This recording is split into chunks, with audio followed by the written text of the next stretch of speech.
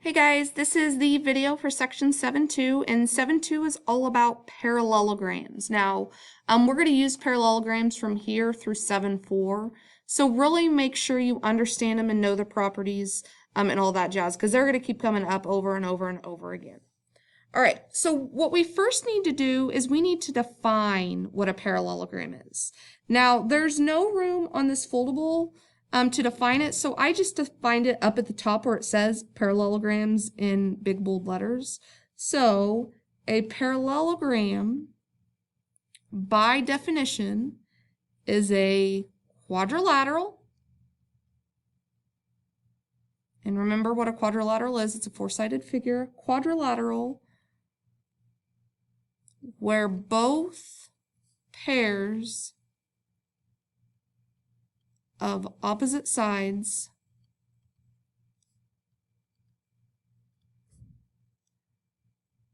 are parallel.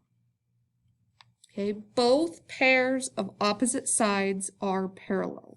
So if this is my figure here, that means that this side here and this side here are parallel, and also this side and this side are parallel. If both pairs of opposite sides are parallel, you have a parallelogram. All right, so the first theorem in this sheet is the parallelogram opposite sides theorem. And this basically says what its theorem says. But this theorem tells us if a quadrilateral is a parallelogram, then both pairs of opposite sides are congruent. Now we know they're parallel because of the definition, but this theorem here tells us that every parallelogram, both pairs of opposite sides are congruent. So if I have my parallel here and I want to mark that, that means that this side and this side are congruent. And it also means that this side and this side are congruent. All right, so the next one is the parallelogram opposite angles theorem. And this theorem says that if a quadrilateral is a parallelogram, then opposite angles are congruent, always. If it's a parallelogram, opposite angles have to be congruent. So if I mark that on here, that means this angle and this angle are congruent. And it also means this angle and this angle are congruent. All right, so the third theorem is the parallelogram consecutive angles theorem. And it says that if a quadrilateral is a parallelogram, then consecutive. Now, if you don't know what consecutive means, I'm going to put here neighboring. Side by side, adjacent. So consecutive angles are supplementary. Now, hopefully by now you know what supplementary means. If you don't, you might want to write add to 180. Okay, so if I have, so we know this angle and this angle are congruent, and we know this angle and this angle are congruent. That means these two angles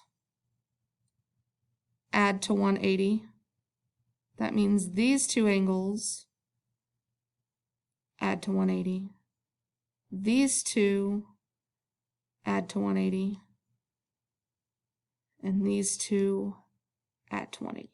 All neighboring angles or all consecutive angles, adjacent angles, whatever you want to call them, if they're side by side, they add to 180. All right, the last theorem is the parallelogram diagonals theorem, and this theorem tells us if a quadrilateral is a parallelogram, then the diagonals bisect each other. Okay, so if I draw the diagonals here,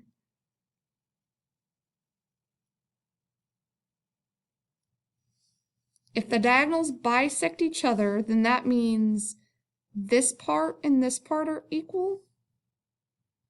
And it also means that this part and this part are equal.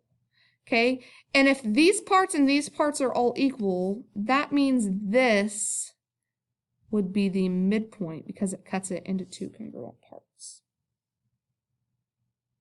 All right, so to kind of sum this up, we want to just all the properties of parallelograms in general. Okay, so the first one is both pairs of opposite sides are parallel. Okay, that's the definition. If you don't know what this symbol right here means, write out parallel. But if you do, you can just write the symbol. So both pairs of opposite sides are parallel.